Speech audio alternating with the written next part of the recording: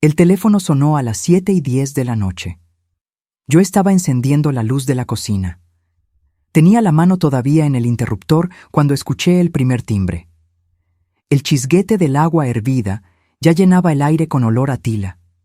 Era el cumpleaños de Rebeca. 55 años. Y yo pensaba en ella mientras acomodaba la taza azul sobre el mantel bordado de mi mesa, igual que pensaba en ella cada día, igual que la pienso desde aquella noche de diciembre cuando nació y la comadrona me la puso en los brazos, y yo sentí que el mundo había encontrado su centro. Vi su nombre en la pantalla del teléfono y me quedé paralizada un segundo, no porque me asustara, sino porque hacía años que era yo quien llamaba primero. Tomé el auricular con las 2 manos. Mamá, solo dijo eso. Mi nombre de madre. Y ya en esa sola palabra había algo que no cuadraba con la fecha. Había algo apagado en su voz, algo que no pertenecía a un cumpleaños, algo que se parecía más al tono con que uno llama cuando ha tomado una decisión que ya no puede deshacerse. Solo llamé para decirte que te quiero. Si alguna vez dudas de algo, acuérdate de la campana de barro. Colgó antes de que yo pudiera responder. Me quedé con el auricular en la mano, con el vapor del chá de tila subiéndome a la cara, con los sinos de la parroquia de San Miguel Arcángel sonando a lo lejos por la ventana, como si la ciudad entera supiera que algo acababa de cambiar y quisiera avisarme con sus propias campanas de piedra y de siglos. Sentí un frío extraño en el pecho. No era miedo todavía, era reconocimiento.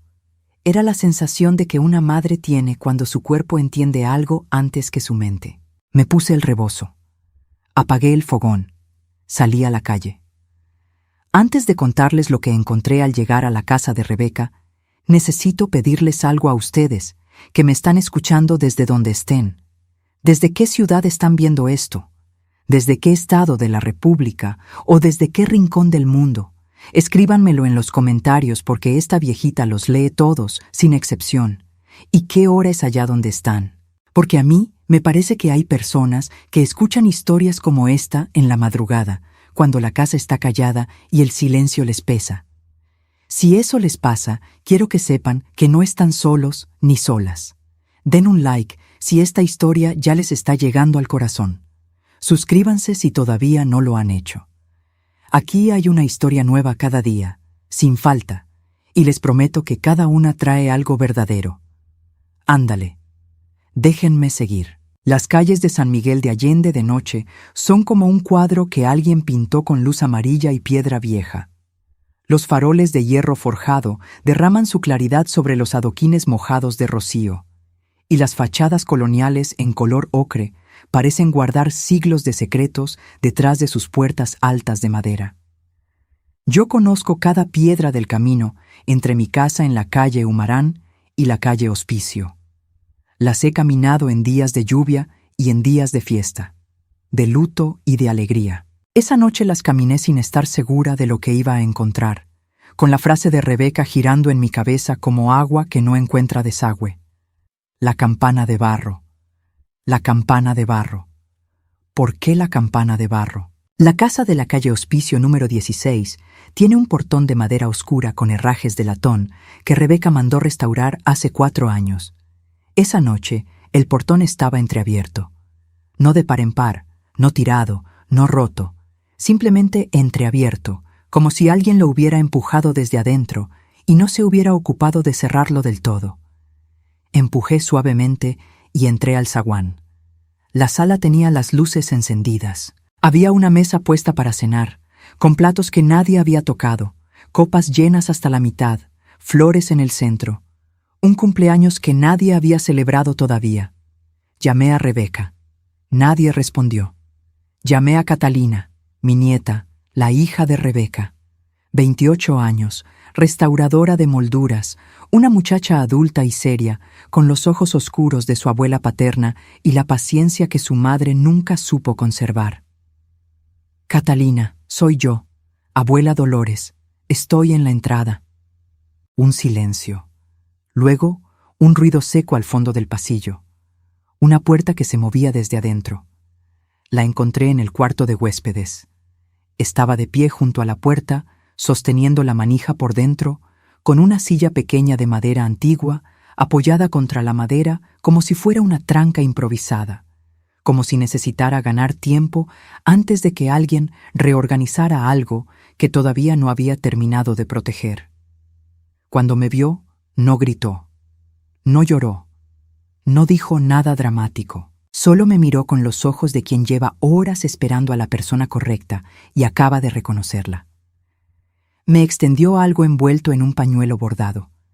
Era una campanita de barro, pequeña, pintada con flores azul cobalto, con una rayita fina cerca de la base y un badajo de madera sujeto por un hilo rojo. Mi mamá dijo que usted iba a entender cuando la escuchara sonar. Eso dijo Catalina, en voz baja. Y yo tomé la campanita entre mis manos y no dije nada, porque en ese momento todavía no entendía nada, pero mi cuerpo sí entendía, mi cuerpo de 78 años que ha vivido más de lo que muchos libros registran. Ese cuerpo sabía que tenía entre los dedos algo más que una pieza de artesanía. Tenía entre los dedos el mensaje que mi hija no había podido decirme con palabras durante mucho tiempo. Me llamo Dolores Arizmendi Paredes. Tengo 78 años. Soy viuda desde hace 14.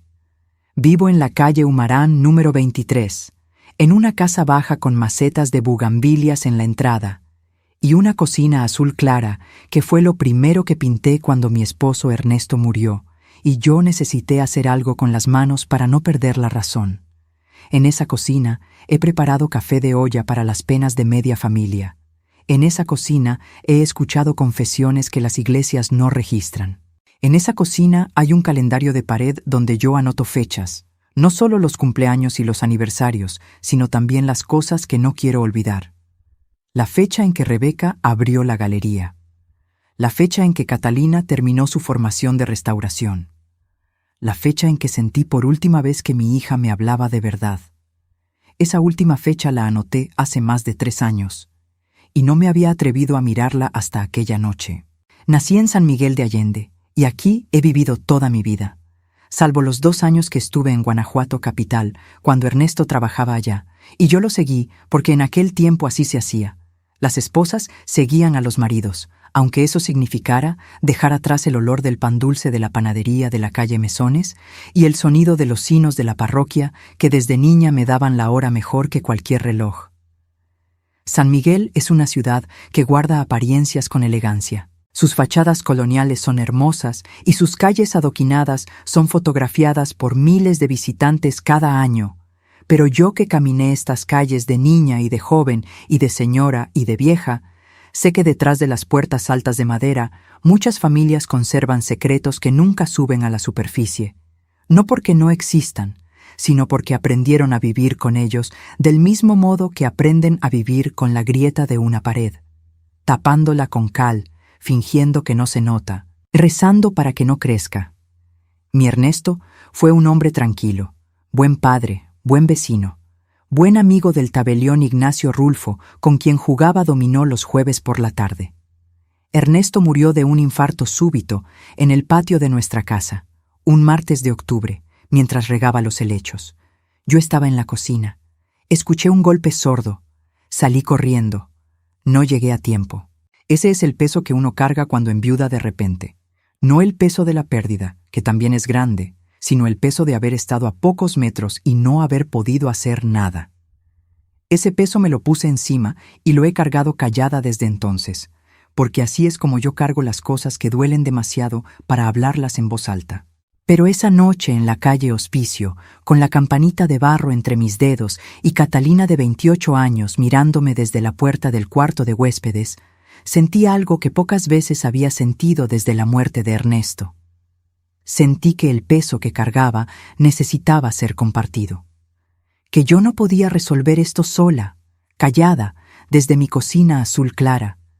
Que mi hija me había llamado precisamente porque sabía que yo era la única que no iba a desviar los ojos. Puse la mano sobre el hombro de Catalina. Le dije, «Vámonos a mi casa». Ella recogió su bolsa de tela cruda. Salimos por el portón entreabierto. Cerramos detrás de nosotras. Y mientras caminábamos por las calles de San Miguel, con los faroles amarillos iluminando las piedras y el olor a pan dulce y canela llegando desde alguna panadería que todavía tenía el horno encendido, yo sostenía la campanita de barro con las dos manos, con cuidado, como si supiera que adentro había algo que no podía romperse, aunque por fuera ya tuviera una rayita cerca de la base. Para entenderlo todo, necesito contarles quiénes somos. Rebeca Saldaña Arizmendi tiene 55 años y es la menor de mis dos hijos. Su hermano mayor, Federico, vive en Ciudad de México desde hace 20 años y trabaja en una empresa de ingeniería. Rebeca se quedó en San Miguel, igual que yo, igual que su padre antes de morir. Siempre fue la de los ojos más brillantes, la que tenía ideas antes de que los demás terminaran de formular las preguntas. Desde chica quiso rodearse de cosas bellas, de colores, de texturas, de objetos hechos a mano por personas que ponían el alma en el barro y en la madera y en el papel amate. Cuando tenía poco más de 30 años, con los ahorros que había juntado y con un préstamo que yo le ayudé a gestionar, abrió una galería de arte popular mexicano en la calle Recreo, número 41. La bautizó con un nombre sencillo que ya no recuerdo si lo eligió por intuición o por modestia. Le puso simplemente el nombre del barrio, como si no necesitara más presentación que la calle donde estaba parada. La primera pieza que vendió fue una campanita de barro de Dolores Hidalgo, pequeña, con flores azul cobalto pintadas a mano, con una rayita fina cerca de la base que la artesana le había querido ocultar, pero Rebeca insistió en quedársela igualmente, porque dijo que las grietas en las cosas hermosas no son defectos, son parte de la historia de la pieza. Esa campanita nunca la vendió.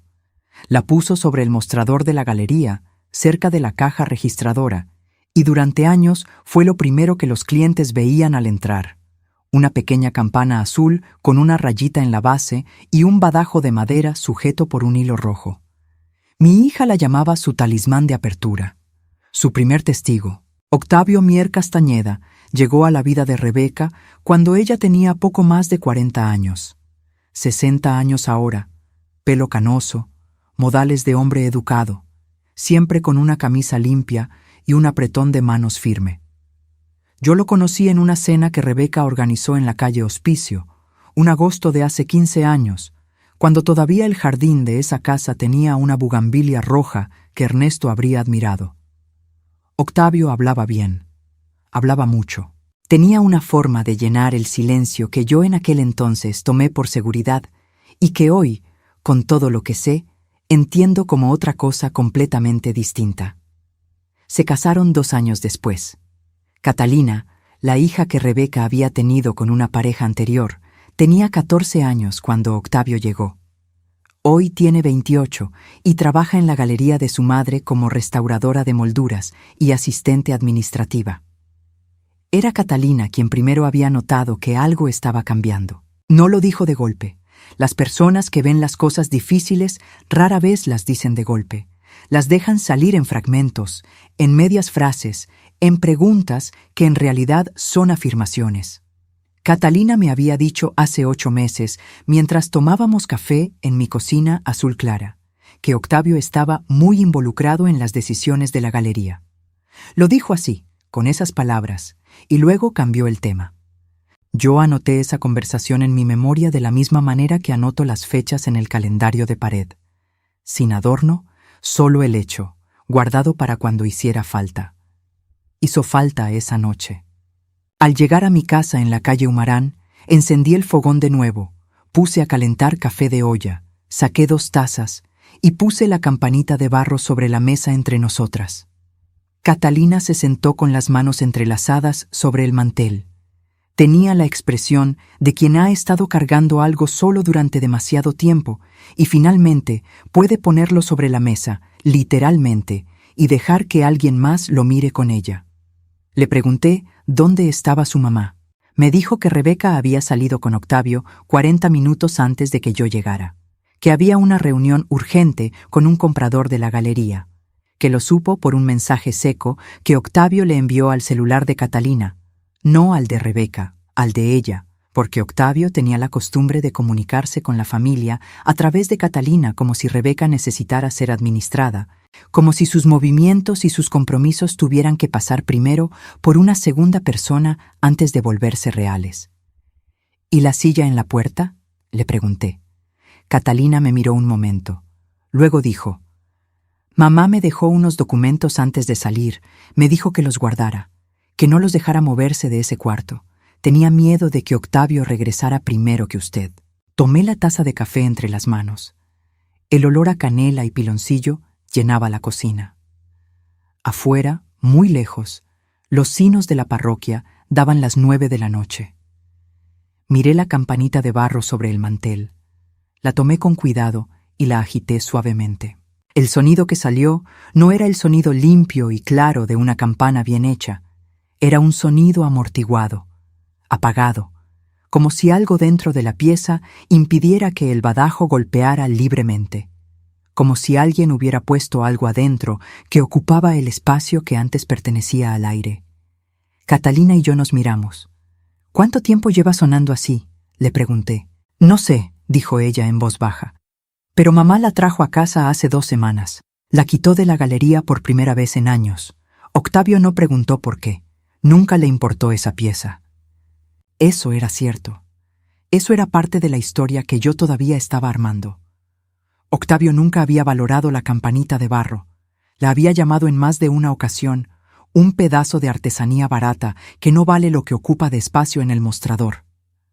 Rebeca nunca le respondió, nunca discutió ese punto. Solo guardaba silencio con la misma expresión que yo le había visto en los últimos años, cuando algo la lastimaba. Una expresión de quien ha aprendido que ciertas batallas cuestan más de lo que uno puede pagar ese día.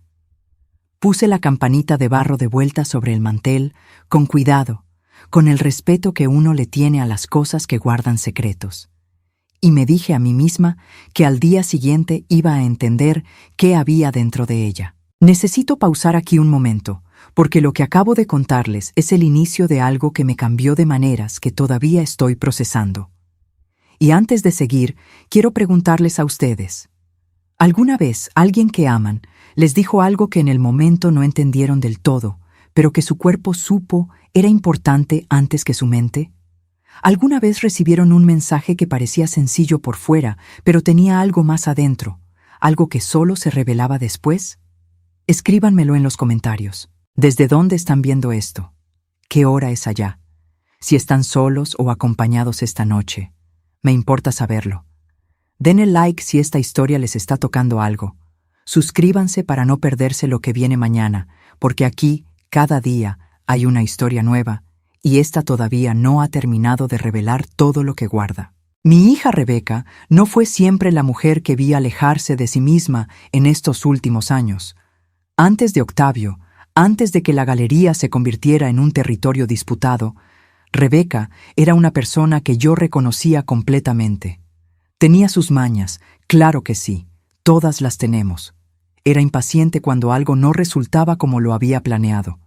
Podía ser terca de una manera que me sacaba de quicio en los años en que yo todavía tenía la energía de sacarme de quicio.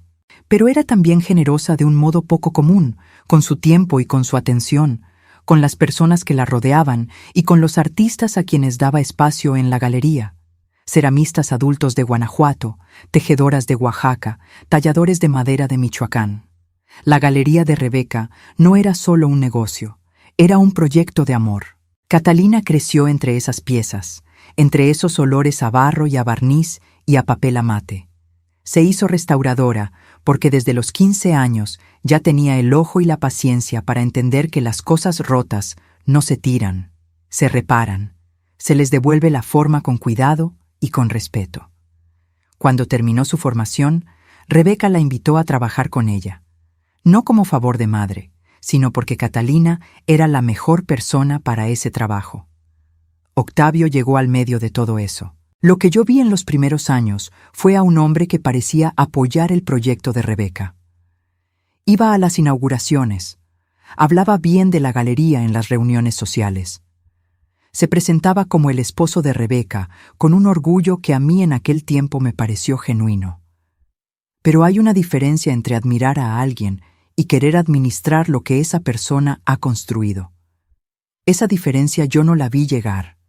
Llegó despacio, como llegan todas las cosas que van a durar mucho tiempo, sin anunciarse. Estela Quirós, mi vecina de la calle Humarán, la antigua dueña de la mercería de la calle Mesones, fue la primera que me dijo algo que en el momento no tomé en serio. Estela tiene 71 años y la lengua afilada y el corazón grande que caracterizan a las mujeres que han pasado 30 años atendiendo un mostrador y escuchando los chismes y las penas del barrio. Hace año y medio me dijo, mientras tomábamos agua de Jamaica en su patio, que había pasado por la galería a saludar a Rebeca y que había sido Octavio quien le había atendido. Que Rebeca estaba en el almacén organizando inventario. Y que Octavio le había respondido todas las preguntas sobre una pieza que ella quería comprar.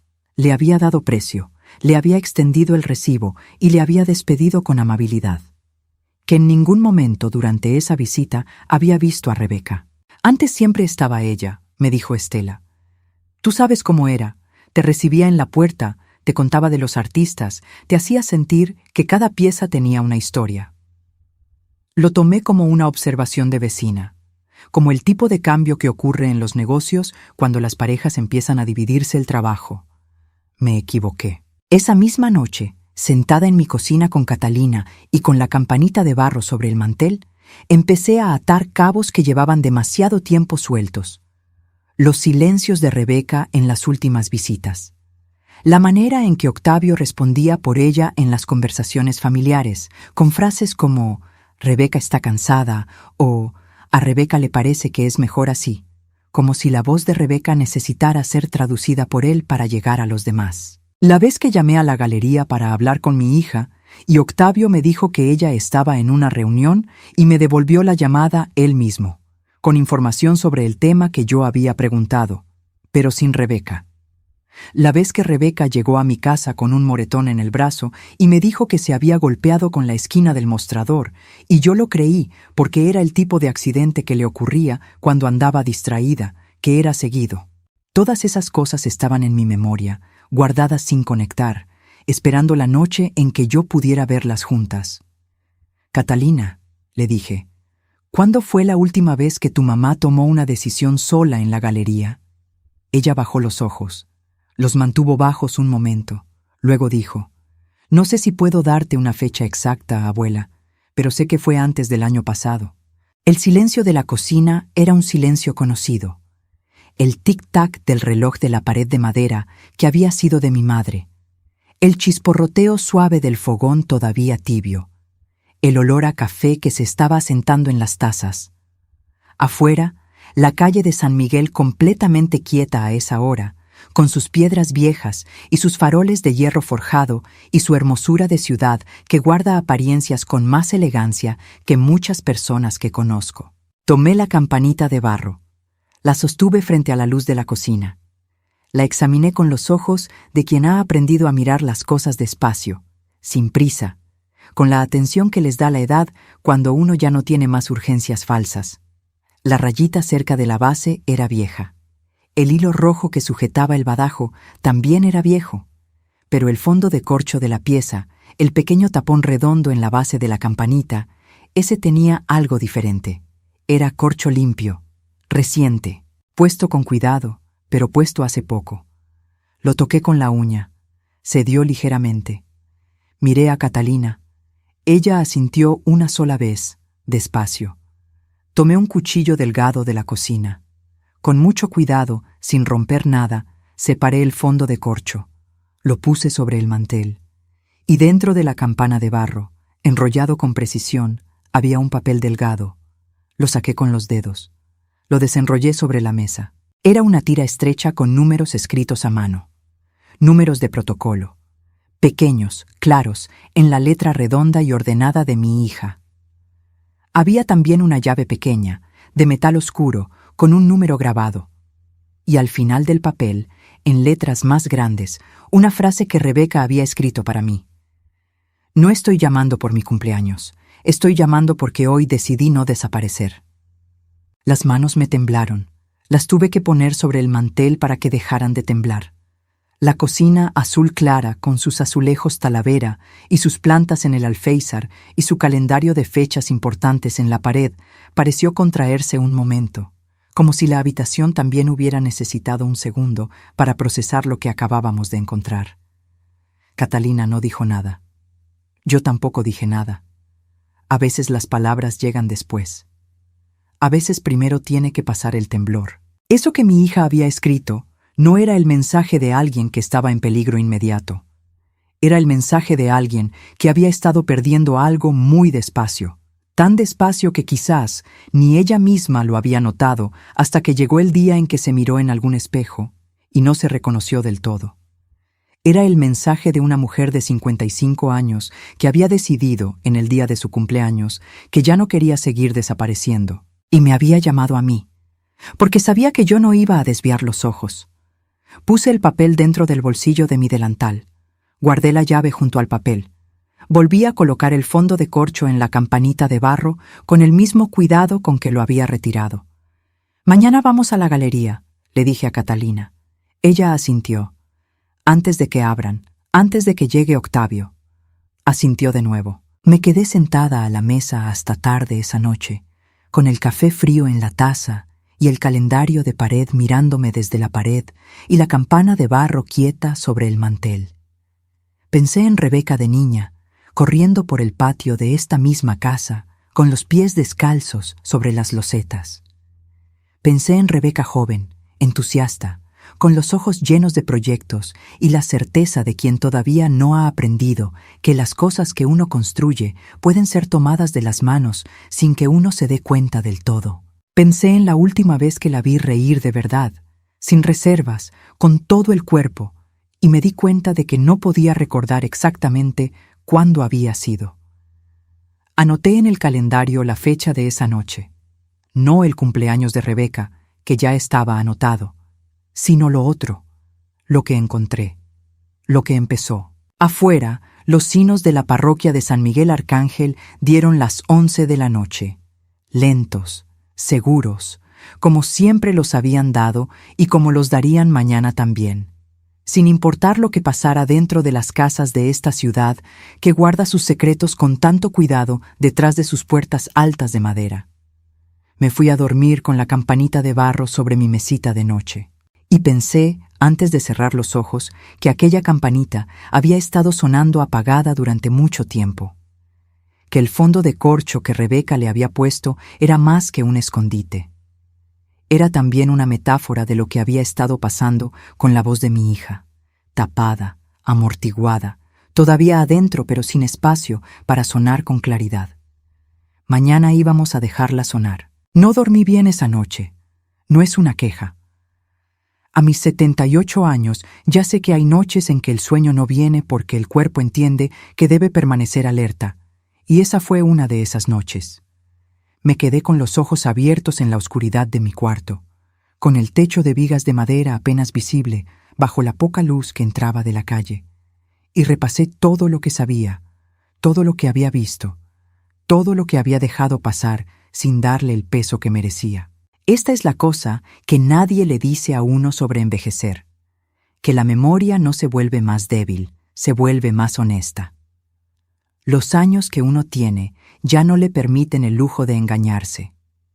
Cuando eres joven, puedes mirar algo que te incomoda y decirte que quizás estás equivocada.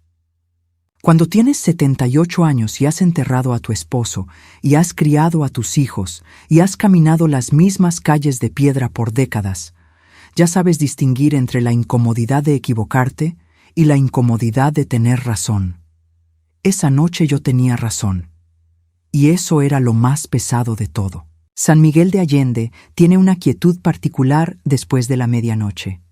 Las calles que durante el día están llenas de visitantes y artesanos y vecinos y vendedores de pan dulce y canela quedan completamente vacías, y lo único que uno escucha es el viento entre los arcos coloniales y, a veces, el canto de algún pájaro confundido por la luz de los faroles. Desde mi cama escuché esa quietud durante horas, con la campanita de barro sobre la mesita de noche y el papel de Rebeca guardado en mi delantal doblado sobre la silla. Me levanté a las 5:30, como siempre. Preparé café de olla con canela y piloncillo, serví 2 tazas aunque Catalina todavía dormía en el cuarto de huéspedes de mi casa, la misma habitación donde años atrás había dormido Rebeca cuando era joven y todavía vivía aquí. Salí al pequeño patio de mi casa a regar las bugambilias con la manguera antes de que el sol subiera demasiado. El cielo de San Miguel a esa hora tiene un azul particular, profundo, casi morado, antes de que la luz lo aclare del todo. Los sinos de la parroquia dieron las 6. El barrio empezó a despertar con sus ruidos conocidos. El camión de la basura, la señora de la tienda de la esquina abriendo su persiana de metal, un perro ladrando a algo o a nada en la calle de atrás. Yo regaba las bugambilias y pensaba en mi hija. Rebeca creció en esta casa. Hizo sus tareas en la mesa de la cocina azul clara, que aún está exactamente donde siempre estuvo. Peleó con su hermano Federico en el patio.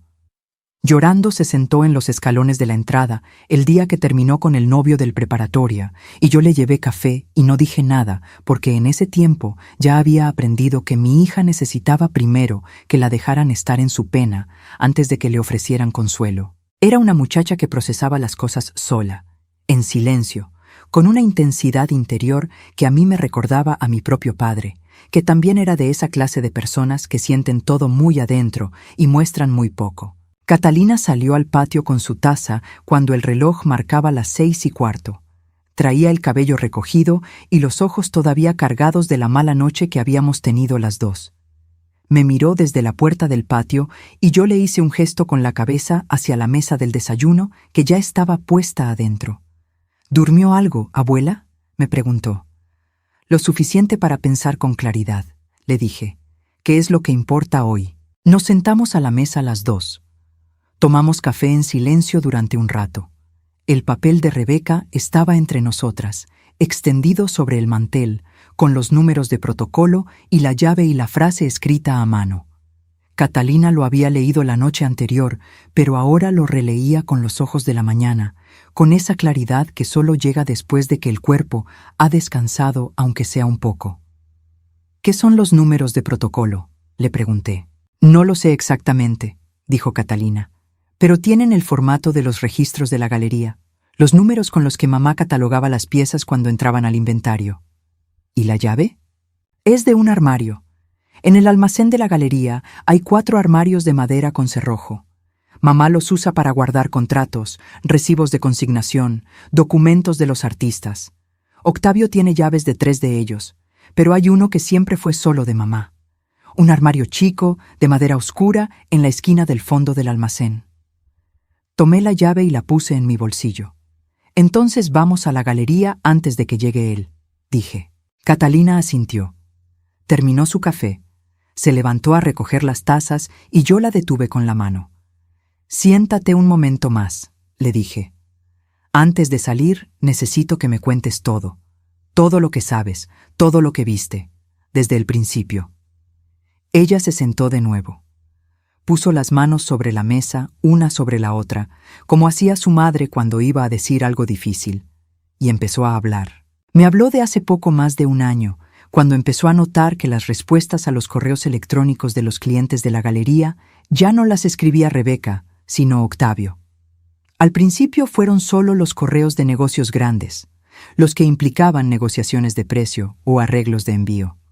Luego fueron todos. Catalina había preguntado una vez si había algún problema con la cuenta de correo de su madre, y Octavio le había dicho con toda naturalidad que era más eficiente así, que Rebeca tenía demasiado en qué pensar y él la ayudaba con la correspondencia. Me habló de hace 8 meses, cuando encontró a su madre llorando en el almacén de la galería, sentada en el suelo, con la campanita de barro entre las manos.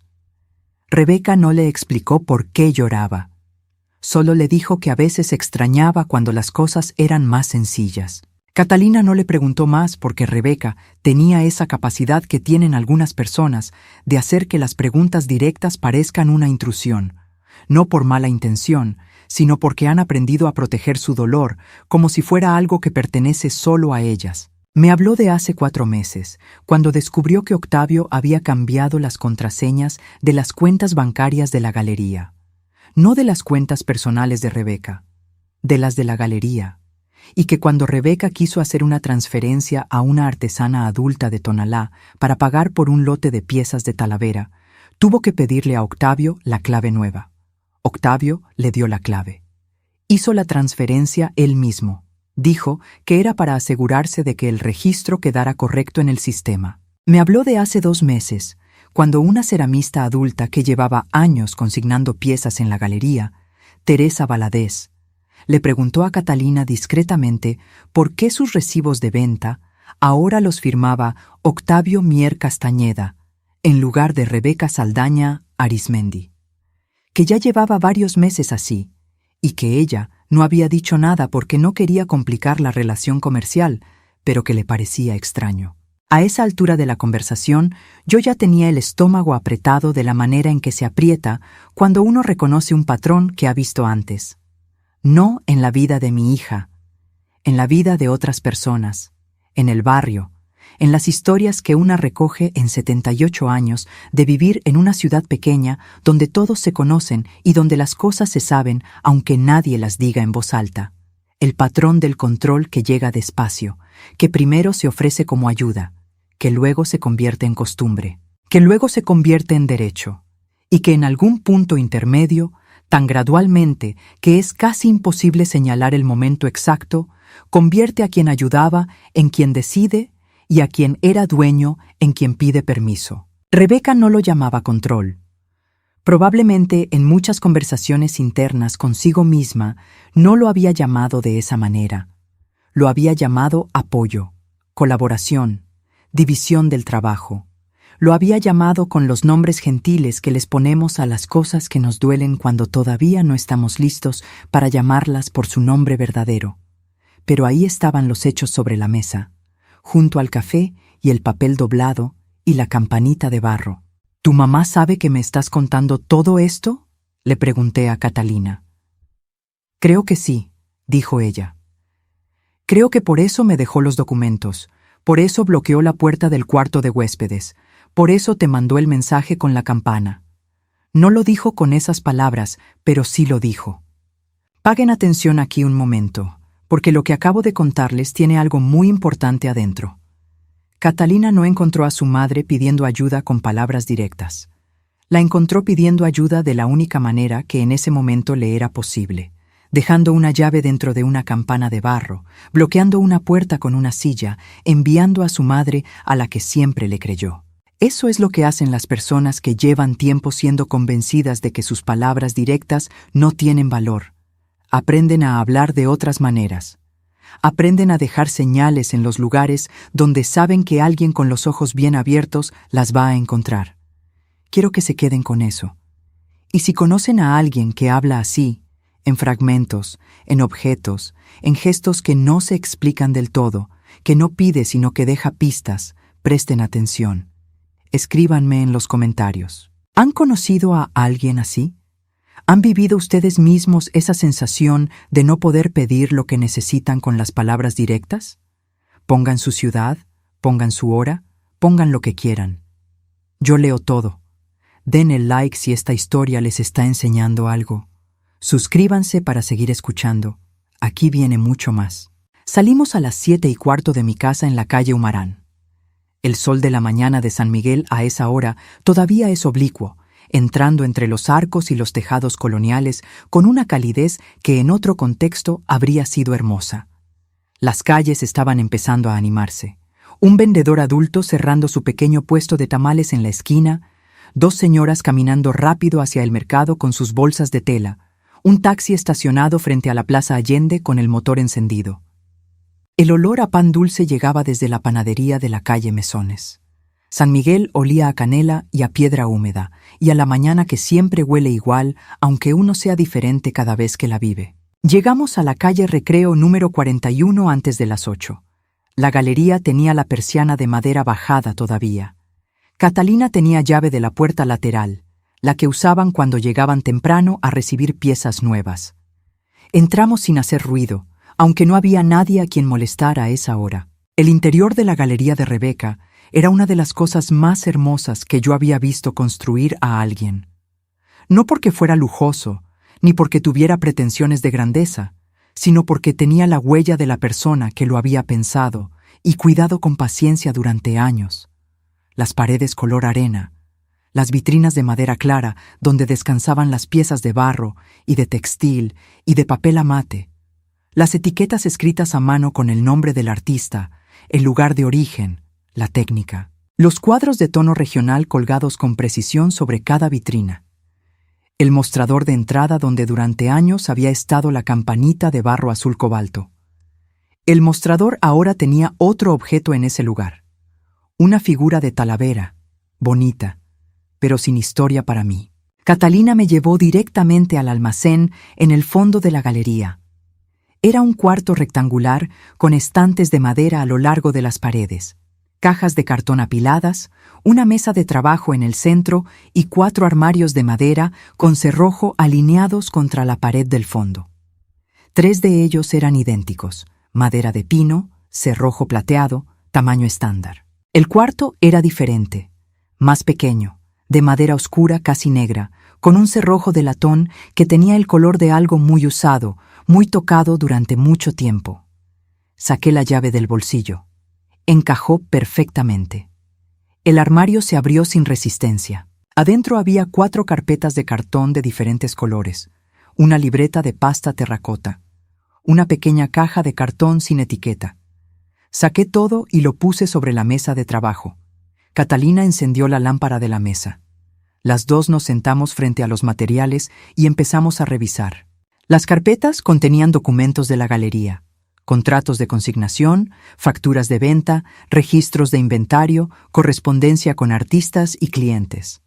No eran documentos extraños en sí mismos, eran los documentos normales de un negocio de arte popular. Pero algo en ellos era diferente. Catalina lo vio antes que yo. En los contratos de consignación más recientes, los firmados en el último año y medio, el nombre del representante legal de la galería no era Rebeca Saldaña Arizmendi. Era Octavio Mier Castañeda, con el apellido Saldaña escrito al lado entre paréntesis como si fuera una aclaración secundaria. ¿Cuándo firmó mamá algo así?, murmuré. Catalina revisó las fechas. Hace 16 meses, dijo. Hay un documento de modificación de representación. Aquí, lo firmaron los dos, pero mira la fecha. Era el día después del cumpleaños de mi abuelo Ernesto. Mamá siempre está muy triste ese día. Siempre. Miré el documento.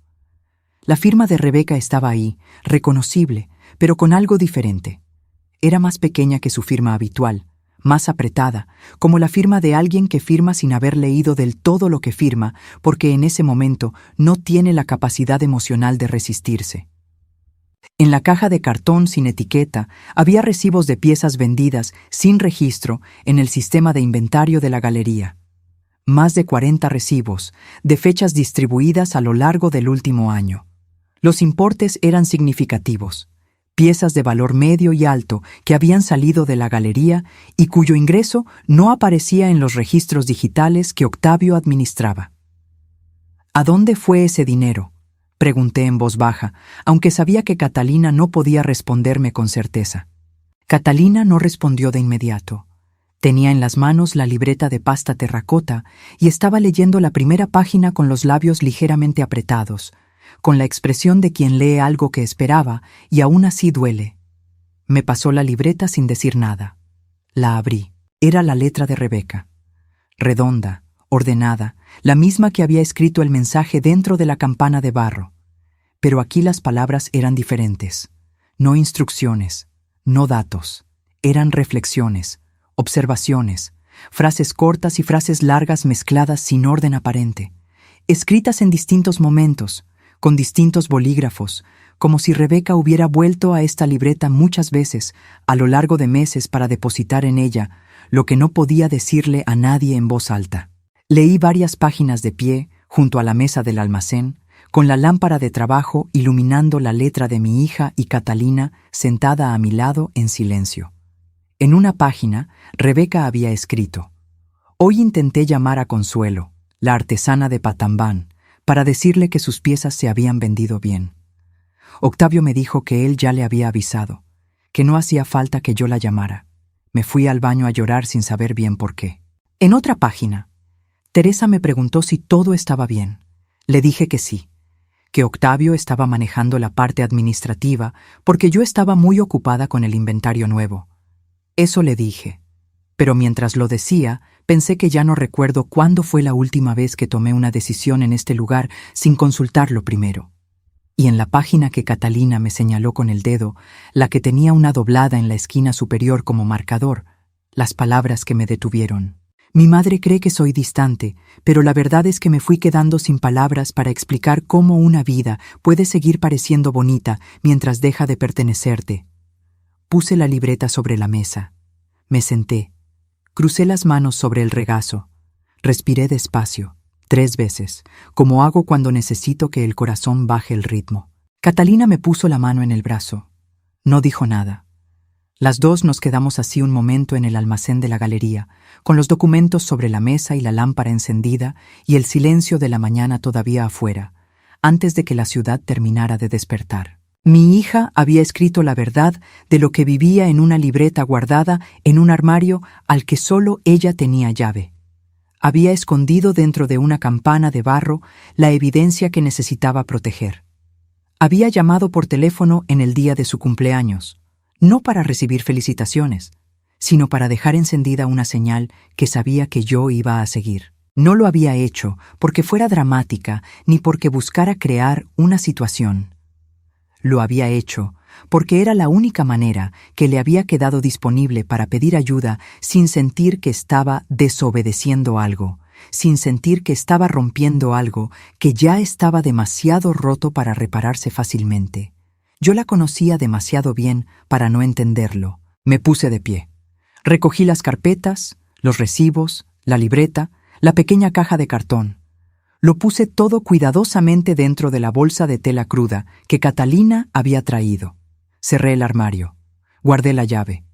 Necesitamos hablar con Ignacio Rulfo hoy mismo, le dije a Catalina. Ella sabía quién era Ignacio.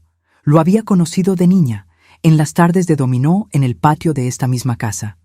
Tabelión retirado, amigo de mi esposo Ernesto durante décadas, hombre de pocas palabras pero de criterio preciso, del tipo de personas que saben cuándo un problema necesita paciencia y cuándo necesita movimiento.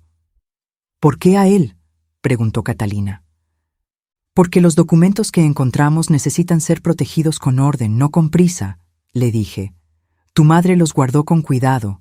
Nosotras vamos a tratarlos con el mismo cuidado. Ignacio sabe cómo se hace eso. Salimos del almacén. Cruzamos la galería.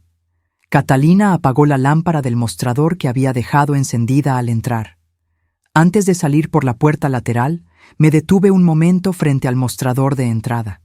Miré el espacio donde la campanita de barro había estado durante años, mirando a todos los que entraban, siendo lo primero que veían. El objeto de talavera que estaba en ese lugar ahora era hermoso, pero era un sustituto. Era algo puesto ahí por alguien que no entendía por qué la campanita importaba, o que sí lo entendía, y por eso la había movido. Saqué la campanita de barro de mi bolsa. La puse en el mostrador, en su lugar exacto, con el fondo de corcho vuelto a colocar y el hilo rojo del badajo colgando como siempre. ¿Por qué hace eso?, me preguntó Catalina, sorprendida. Porque este lugar le pertenece a tu madre, le dije. Y mientras nosotras hacemos lo que hay que hacer, la campana va a estar aquí, recordándole a cualquiera que entre que esta galería tiene una dueña con nombre y con historia. Salimos a la calle Recreo. El sol ya había subido y el adoquín brillaba. Desde la Plaza Allende llegaba el rumor de la ciudad despertando, con sus vendedores adultos y sus cafés y sus turistas y sus vecinos y sus secretos guardados detrás de las puertas altas de madera. Caminamos hacia la casa de Ignacio Rulfo, con la bolsa de tela cruda entre nosotras, con los documentos de Rebeca adentro, con su letra adentro, con su verdad adentro. Y yo caminaba pensando que mi hija me había llamado el día de su cumpleaños para decirme que me amaba, pero que en realidad me estaba enseñando dónde había escondido la última parte de su voz, y que yo había llegado a tiempo para escucharla. Ignacio Rulfo vivía en la calle Canal número 34, en una casa de un solo piso, con paredes color mostaza, y una puerta azul marino que contrastaba con la fachada como un detalle de buen humor en un hombre que por lo demás era sobrio y preciso en todo lo que hacía. Había sido tabelión durante más de 30 años en San Miguel de Allende. Conocía la ciudad no solo por sus calles, sino por sus documentos, los contratos de compraventa, los testamentos, los poderes notariales, los acuerdos familiares que nunca llegaban a los periódicos, pero que definían quién tenía qué y bajo qué condiciones. Ernesto siempre decía que Ignacio era el hombre que más sabía de esta ciudad porque había leído las firmas de todos. Llegamos a su casa a las 8:40 de la mañana. Él abrió la puerta antes de que yo tocara el segundo golpe, como si nos hubiera escuchado llegar desde adentro o como si tuviera el instinto de los hombres mayores que han aprendido que las visitas tempranas rara vez traen asuntos sencillos. Me miró a Catalina, miró la bolsa de tela cruda. Dolores, dijo. Solo eso. Ignacio, le dije yo, necesito que me ayudes a pensar. Nos hizo pasar a su estudio, un cuarto pequeño con libreros hasta el techo y una mesa de trabajo de madera oscura y 2 sillas frente a ella. Olía a papel y a café y a algo que yo siempre asocié con los hombres de su generación y de su oficio. El olor de las cosas guardadas con orden durante mucho tiempo. Nos trajo café sin preguntarnos si queríamos. Cerró la puerta. Se sentó frente a nosotras y cruzó las manos sobre la mesa con la misma expresión atenta y sin prisa que había tenido siempre. Le conté todo desde el principio. El teléfono a las 7:10, la frase de Rebeca, la campanita de barro, la casa de la calle Hospicio con la mesa puesta sin nadie, Catalina con la silla contra la puerta del cuarto de huéspedes, el papel dentro del fondo de corcho, la visita a la galería esa mañana, las carpetas, los contratos con la representación alterada, los recibos sin registro, la libreta de pasta terracota con la letra de Rebeca. Ignacio no me interrumpió ni una sola vez. Me escuchó con los ojos fijos en la mesa, asintiendo de vez en cuando con movimientos pequeños de la cabeza, con la expresión de quien está organizando lo que escucha en categorías que tienen nombres precisos. Cuando terminé de hablar, hubo un silencio de quizás 30 segundos. Luego Ignacio extendió la mano. «Muéstrame los documentos». Catalina abrió la bolsa de tela cruda y sacó las carpetas una por una, los recibos en su caja de cartón, la libreta de pasta terracota. Ignacio los revisó con calma, sin apresurarse, con el mismo ritmo metódico con que debía haber revisado miles de documentos a lo largo de su carrera. Abría cada carpeta, examinaba las fechas, miraba las firmas, comparaba los formatos. A veces levantaba una hoja contra la luz de la ventana. A veces ponía 2 documentos, uno al lado del otro, y los comparaba en silencio. La libreta de pasta terracota la puso a un lado sin abrirla. Cuando le pregunté por qué, me dijo: «Ese documento es de Rebeca. No me corresponde a mí leerlo a menos que ella me lo autorice». Eso me dijo mucho de Ignacio, y de por qué Ernesto lo había querido como amigo durante 40 años. Después de revisar todo, se recostó en su silla y me miró. «Dolores», dijo, «lo que tienes aquí es suficiente para empezar. No es suficiente para terminar, pero sí para empezar. Y empezar bien es lo más importante en estos casos». Le pregunté qué significaba empezar bien. Significa no actuar por impulso. Significa no confrontar antes de tener el cuadro completo. Significa no llamar a las autoridades esta misma mañana en estado de urgencia, porque la urgencia apresura los errores.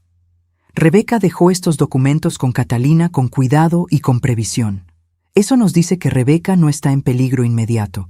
Está en una situación que lleva tiempo construyéndose y que necesita ser deshecha con la misma paciencia con que fue construida. Tenía razón. Yo lo sabía, aunque el instinto de madre en mí quería salir a la calle y encontrar a Rebeca en ese mismo momento. «¿Qué hacemos primero?», le pregunté. «Primero hacemos copias de todo lo que encontraron esta mañana. Copias certificadas que yo mismo puedo validar como tabelión retirado, aunque ya no ejerzo activamente. Mi firma todavía tiene peso legal en ciertos contextos. Segundo, guardamos los originales en un lugar que no sea ni tu casa ni la galería. Tercero, Catalina identifica con precisión qué piezas de las que están en esos recibos sin registro todavía están en la galería y cuáles ya salieron. Cuarto, necesitamos llegar a Rebeca en un lugar donde pueda hablar libremente, sin Octavio presente, sin la presión de la galería, en territorio neutral. ¿Y cómo hacemos eso sin que Octavio sospeche?, preguntó Catalina. Ignacio la miró con una expresión que no era exactamente una sonrisa, pero se le acercaba. ¿Hay alguien de confianza de tu madre que pueda ser el pretexto? ¿Alguien con quien Rebeca tendría una razón natural para reunirse que Octavio no pudiera objetar sin levantar sospechas? Catalina pensó un momento. Luego dijo: Teresa Valadez, la ceramista. Trabaja con mamá desde hace años. Octavio la respeta porque es una artista reconocida y porque ella nunca le ha dado ningún motivo para desconfiar de ella. Si Teresa le dice a mamá que tiene piezas nuevas que mostrarle y la cita en algún lugar fuera de la galería, mamá iría. Ignacio asintió. Entonces habla con Teresa hoy. Dile lo suficiente para que entienda la importancia, pero no más de lo necesario. El lugar debe ser tranquilo y discreto. Un patio interior, algún espacio cultural, en algún sitio donde la conversación pueda ser privada, pero donde nadie pueda decir que hubo una reunión secreta. Permítanme pausar aquí un segundo, porque Ignacio acaba de decir algo que me parece muy importante y que quiero que los que me están escuchando se lleven consigo. Cuando alguien está en una situación de control silencioso, la respuesta correcta casi nunca es la más rápida ni la más ruidosa. Es la más paciente. Es la que primero protege los documentos, luego crea las condiciones para que la persona pueda hablar libremente, luego actúa desde una posición sólida. Eso es lo que aprendí esa mañana en el estudio de Ignacio. Y quiero que lo tengan presente porque a veces, cuando queremos ayudar a alguien que amamos nuestra urgencia, puede complicar las cosas en lugar de resolverlas. ¿Han estado en una situación así alguna vez, en la que querían ayudar a alguien, pero tuvieron que frenar su propio impulso para hacerlo mejor? Escríbanmelo en los comentarios. ¿Desde qué ciudad están viendo esto? ¿Qué hora es allá? Den el like si esta historia les está dando algo útil, algo que se pueden llevar. Suscríbanse porque aquí hay una historia nueva cada día sin falta, y esta todavía tiene mucho que revelar. Pasamos esa mañana en el estudio de Ignacio haciendo exactamente lo que él había indicado. Él sacó su escáner de documentos, el mismo que había usado durante décadas en su oficina de Tabelión, y fue pasando cada hoja con precisión. Catalina organizaba las copias mientras yo preparaba una lista en papel de los recibos sin registro, anotando fechas, descripciones de piezas, importes aproximados. Era un trabajo metódico y silencioso, del tipo de trabajo que no tiene nada de dramático mientras lo estás haciendo, pero que sientes que importa porque cada página que pasa por el escáner es un fragmento de la verdad de tu hija, convertido en algo que ya no puede desaparecer. A las 11 de la mañana, Catalina salió al patio de Ignacio a llamar a Teresa Valadez desde su teléfono. Yo me quedé en el estudio con Ignacio. Me sirvió otro café. Nos sentamos en silencio durante un momento, como nos habíamos sentado muchas veces en el pasado, Ernesto incluido, en esas tardes de dominó que eran en realidad conversaciones sobre la vida más que sobre el juego. ¿Cuánto tiempo llevas sospechando?, me preguntó Ignacio sin mirarme. Tardé en responder. La honestidad requería que buscara la respuesta correcta, no la más cómoda. 2 años, dije finalmente.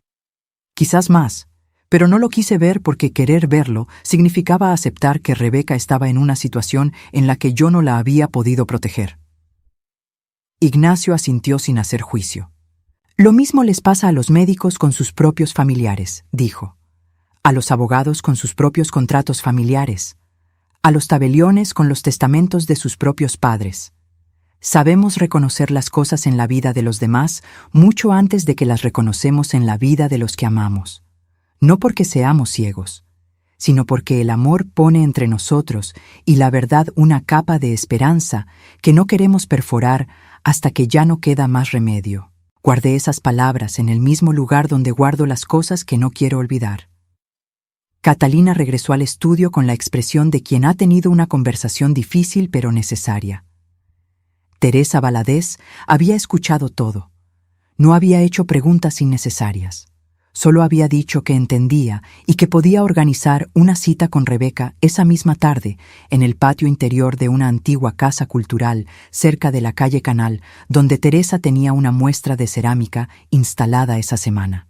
Era un pretexto absolutamente natural. Rebeca había prometido ir a ver las piezas de Teresa antes de que cerrara la muestra y no había podido ir todavía. ¿Aceptó tu mamá?, le pregunté. Teresa la llamó mientras yo esperaba, dijo Catalina.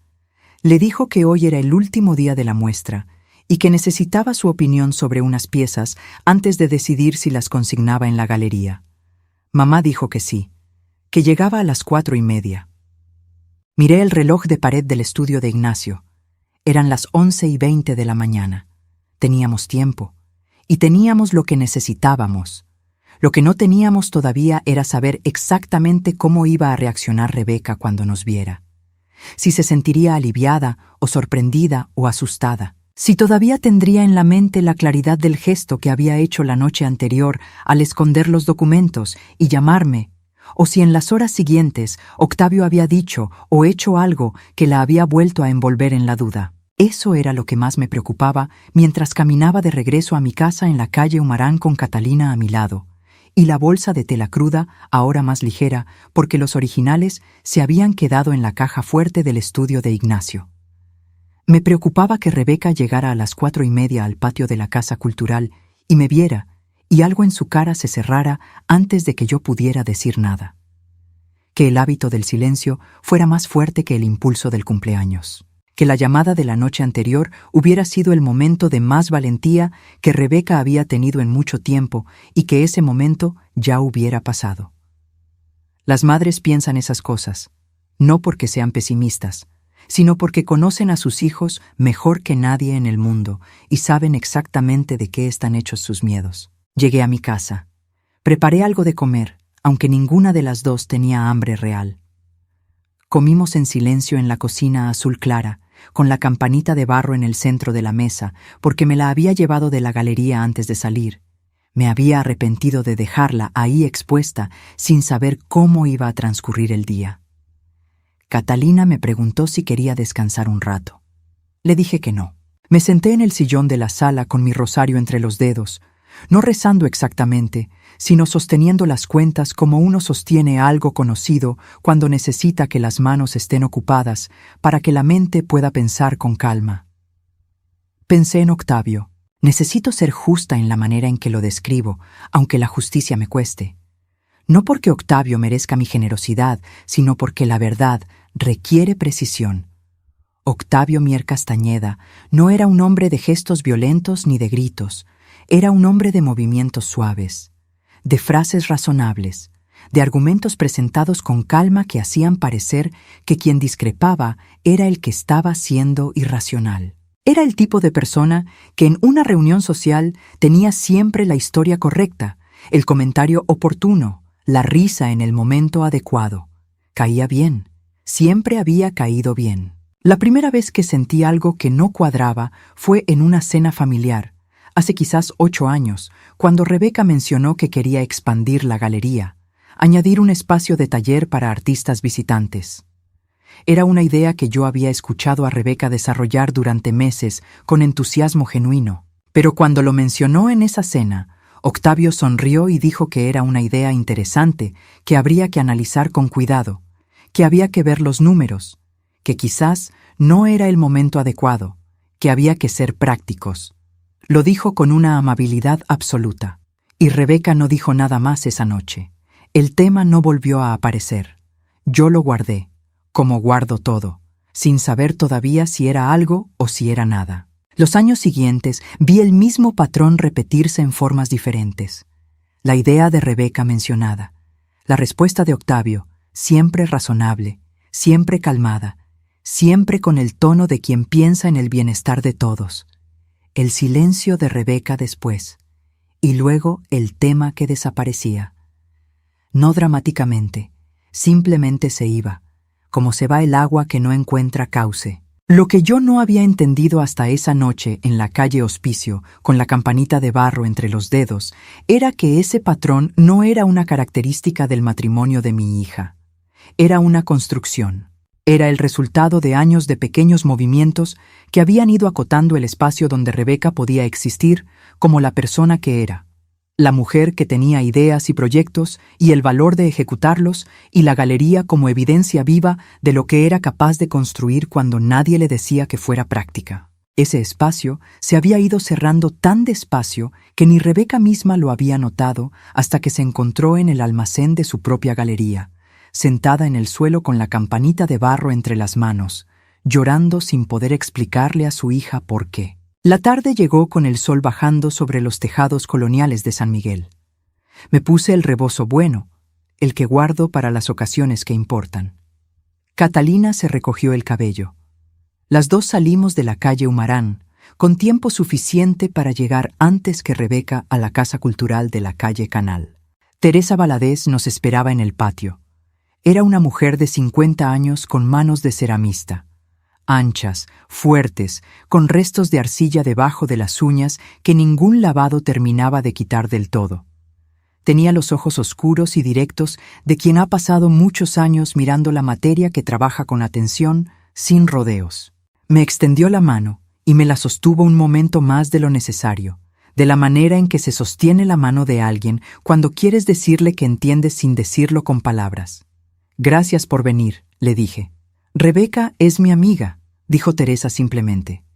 «Y lo que me contó Catalina esta mañana es algo que lleva tiempo necesitando atención». El patio de la Casa Cultural era un espacio de piedra con una fuente en el centro y jarrones de barro alineados a lo largo de las paredes. Las piezas de cerámica de Teresa estaban distribuidas sobre mesas de madera, cada una con su etiqueta, con sus colores de tierra y de noche y de cielo. Era un lugar hermoso y tranquilo. El tipo de espacio donde uno siente que puede decir las cosas que no ha podido decir en otro lugar porque el ambiente mismo parece estar hecho de materiales que absorben el peso sin romperse. Esperamos. A las 4:35 escuché pasos en la entrada del patio. Rebeca entró con un abrigo gris claro y el bolso de piel que había tenido desde hacía años, el mismo que usaba para ir a la galería cuando quería sentirse en orden. Venía con la expresión de quien viene a cumplir un compromiso, con esa mezcla de cortesía y cansancio que tienen las personas que llevan mucho tiempo funcionando en modo de cumplir. Me vio, se detuvo. Vi en su cara pasar varias cosas en un segundo, como cuando miras la pantalla de un aparato que está procesando demasiada información al mismo tiempo. Sorpresa, miedo. Algo que podría haber sido alivio si el miedo no lo hubiera aplastado antes. No dije nada. La miré. Le sonreí despacio, como le sonreía cuando era niña y llegaba del colegio con algo en la cara que quería contarme, pero no sabía por dónde empezar. Rebeca caminó hacia mí. Cuando llegó a mi altura, no habló. Se quedó de pie frente a mí con los ojos llenos de algo que tardó varios segundos en convertirse en lágrimas. Entonces yo la tomé de los hombros y la acerqué, y ella se dejó venir hacia mí con el cuerpo de una mujer de 55 años, que en ese momento tenía el peso de todo lo que no había podido decir en mucho tiempo. «No vine a hacer ruido, hija», le dije al oído, en voz baja, mientras la tenía entre mis brazos. «Vine a escuchar la campana que dejaste sonando dentro de mí».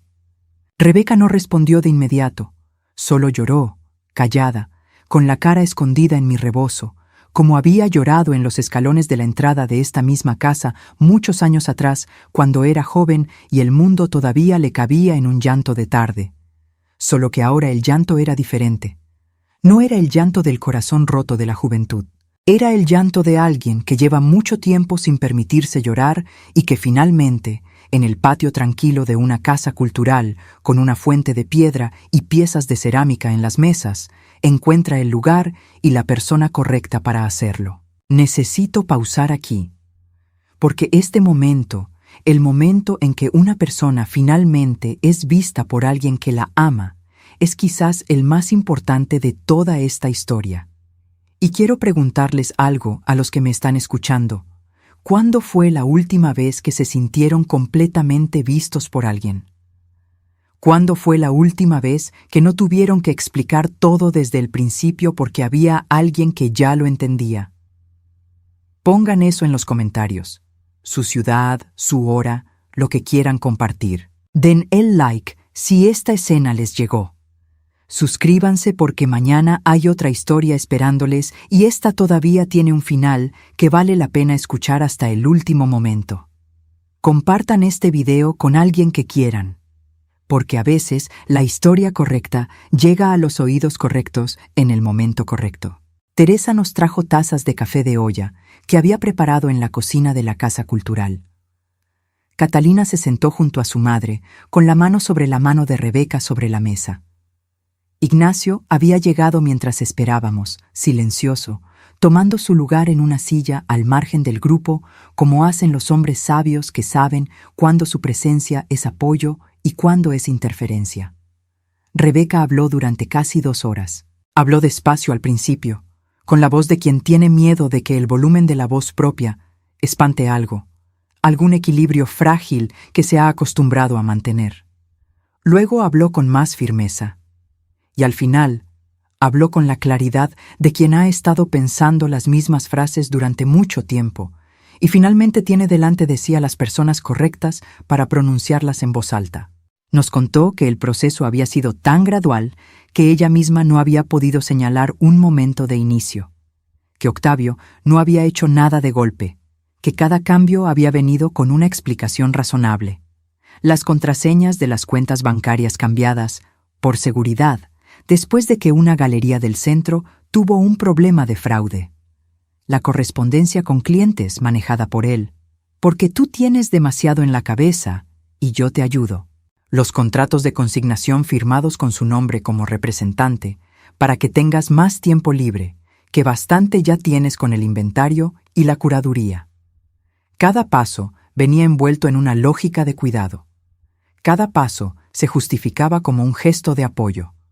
Y Rebeca, que había construido la galería con sus propias manos, que había elegido cada pieza y conocido a cada artista y desarrollado cada relación con cada cliente durante más de 20 años, había ido cediendo esos espacios uno por uno, convenciéndose de que era temporal, de que era práctico, de que era lo mejor para el negocio, hasta que llegó el día en que fue al almacén a llamar a una artesana de Patambán para darle una buena noticia, y no encontró ni el número de teléfono en su propio sistema, porque Octavio había reorganizado los archivos de contactos a su manera, sin avisarle, porque según él era más eficiente así. Ese día había sacado la campanita de barro del mostrador, la había llevado al almacén, y sentada en el suelo, con la pieza entre las manos, había llorado sin poder explicarle a Catalina exactamente por qué. Porque lo que lloraba no era un evento concreto, era la acumulación. Era el peso de todos los días en que había pedido permiso para hacer algo que era suyo. Era la distancia entre la mujer que había abierto esa galería con 30 y pocos años y la mujer que ahora tenía que consultar antes de devolver una llamada de un artista. Lo más difícil no era lo que estaba pasando, dijo Rebeca, mirando la taza de café entre sus manos. Lo más difícil era que seguía pareciendo bonito desde afuera. Seguíamos yendo a las inauguraciones. Seguíamos siendo el matrimonio que todos veían como un ejemplo. Seguíamos teniendo la casa en la calle Hospicio, con el jardín cuidado y la mesa siempre puesta. Eso es lo que me costaba más trabajo entender, que una vida puede seguir pareciendo bonita mientras deja de pertenecerte. Catalina apretó la mano de su madre. Yo no dije nada durante un rato, solo escuché, porque Ignacio tenía razón. Lo primero era que Rebeca pudiera hablar. Lo segundo vendría después. Cuando hubo un silencio que se sentía completo, no incómodo sino lleno, saqué de mi bolsa el papel que habíamos encontrado dentro de la campanita de barro. Lo puse sobre la mesa frente a Rebeca. Ella lo miró, lo reconoció de inmediato. Alzó los ojos hacia mí. «¿Lo pusiste ahí tú?», le dije. No como pregunta. «Sí», dijo ella. «¿Cuándo decidiste hacerlo?» Tardó un momento. Luego dijo: «Cuando me di cuenta de que si seguía esperando el momento perfecto para pedir ayuda, ese momento nunca iba a llegar. y que si no pedía ayuda de alguna manera, iba a seguir siendo cada vez menos yo misma hasta que ya no quedara nada que recuperar. Ignacio habló entonces por primera vez desde que habíamos llegado. Lo hizo despacio, con el tono exacto de alguien que ha esperado el momento correcto. «Rebeca», dijo, «lo que encontraron esta mañana en el armario de la galería son documentos que tienen peso legal. No estoy en posición de decirte en este momento todo lo que implican hasta que los revisemos con más calma y con el apoyo de alguien que ejerza actualmente. Pero sí puedo decirte que existen opciones concretas para ti, legales, ordenadas, que no requieren ningún movimiento dramático hoy. Lo que requieren es que tomes una decisión, si quieres retomar el control de lo que es tuyo». Rebeca lo miró durante un largo momento. «Eso es lo que quiero», dijo, y en su voz había algo diferente a todo lo que había escuchado en ella en los últimos años. No era la voz de quien pide permiso. Era la voz de quien ha recordado que no necesita pedirlo. Catalina no pudo evitar las lágrimas. Las dejó caer sin avergonzarse de ellas. Teresa Valadez, desde su lugar junto a las piezas de cerámica, asintió una sola vez, con la expresión de quien ha visto trabajar el barro suficientes veces para saber que las cosas rotas pueden rehacerse, que la grieta en la base no define el valor de la pieza, que lo que importa es la voluntad de seguir sonando. Cuando salimos de la Casa Cultural de la calle Canal esa tarde, el sol ya se había ido detrás de los tejados de San Miguel y los faroles de hierro forjado empezaban a encenderse uno por uno a lo largo de las calles de adoquín. El aire olía a canela y a piedra fría y a la noche de una ciudad antigua que guarda secretos, pero que también, de vez en cuando, los suelta. Rebeca caminó junto a mí con el abrigo gris claro y la campana de barro que yo le había puesto entre las manos antes de salir del patio. La sostenía con cuidado, como se sostiene algo que ha sido importante durante mucho tiempo y que ahora tiene un significado diferente al que tenía antes, pero que no por eso pesa menos, sino quizás más. «Mañana empezamos», dijo Ignacio cuando llegamos a la esquina donde nuestros caminos se separaban. «Mañana empezamos», repitió Rebeca, y en su voz, esa noche, en las calles de piedra de San Miguel de Allende con los sinos de la parroquia, dando las 7 en el aire frío de agosto, yo escuché algo que hacía mucho tiempo no escuchaba, la voz de mi hija sonando limpia, pequeña y firme, sin fondo de corcho tapándola. Lo que siguió a esa tarde en la Casa Cultural de la calle Canal no fue rápido ni sencillo. Nunca lo es. Cualquiera que les diga que estas situaciones se resuelven en un día o en una semana no les está diciendo la verdad, y yo no tengo interés en contarles una historia que les mienta. Lo que les voy a contar es lo que realmente pasó, con sus tiempos lentos y sus momentos difíciles y sus retrocesos inesperados, porque esa es la única manera en que esta historia tiene valor real. La mañana siguiente a la reunión en el patio cultural, Ignacio hizo las llamadas necesarias. Tenía un contacto, una abogada especializada en derecho mercantil y familiar que ejercía en Guanajuato capital, pero que tenía clientes en San Miguel con regularidad. Se llamaba Dolores Garduño, lo cual nos causó una pequeña sonrisa a Rebeca y a mí cuando Ignacio nos lo dijo, porque hay momentos en que la vida tiene un sentido del humor que no se puede ignorar. Ignacio le envió copias escaneadas de los documentos que habíamos recuperado de la galería y ella los revisó ese mismo día. Su evaluación, que Ignacio nos transmitió esa tarde en el estudio de su casa, era clara. El documento de modificación de representación que Rebeca había firmado 16 meses atrás era legalmente válido pero revocable, porque había sido firmado sin asesoría legal independiente y bajo circunstancias que podían argumentarse como no plenamente informadas. Los recibos sin registro en el sistema formal de la galería constituían una irregularidad contable que podía tener implicaciones dependiendo de a dónde hubiera ido ese dinero. Los contratos de consignación, firmados unilateralmente por Octavio sin autorización documentada de Rebeca como propietaria original del negocio, estaban en terreno frágil desde el punto de vista legal. Nada de eso significaba que todo iba a resolverse automáticamente. Significaba que había bases para actuar. «¿Qué necesito hacer?», preguntó Rebeca. Ignacio y la abogada Garduño, en conferencia telefónica, le explicaron los pasos. Primero, formalizar la revocación del documento de representación con la firma de Rebeca ante un tabelión en ejercicio. Segundo, solicitar una auditoría interna de la galería, lo cual era su derecho como propietaria original. Tercero, recuperar el acceso directo a las cuentas bancarias del negocio.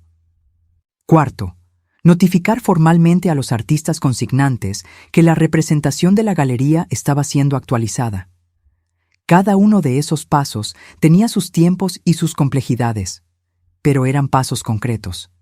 Eran cosas que se podían hacer. Y esa sola certeza, la certeza de que había un camino claro, aunque fuera difícil de caminar, cambió algo en Rebeca de una manera que yo podía ver, aunque no podía describir exactamente con palabras. Era como si de repente hubiera recordado que tenía piernas y que las piernas le pertenecían. Mientras tanto, yo estaba preocupada por otra cosa. Octavio todavía no sabía lo que sabíamos, y en algún momento lo iba a saber. Le planteé esa preocupación a Ignacio esa tarde, mientras Rebeca y Catalina revisaban los documentos con la abogada Garduño por teléfono en el patio de su casa. ¿Cómo va a reaccionar cuando lo sepa?, le pregunté. Ignacio me miró con esa expresión suya de quien ha visto muchas situaciones similares desde el otro lado de una mesa notarial. Depende de qué tipo de persona sea en el fondo, dijo, pero hay patrones que se repiten.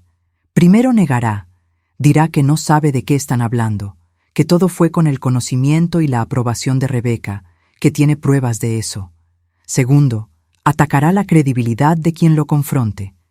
Dirá que Rebeca está confundida, que está siendo manipulada por terceros, que hay personas interesadas en destruir su matrimonio y su negocio.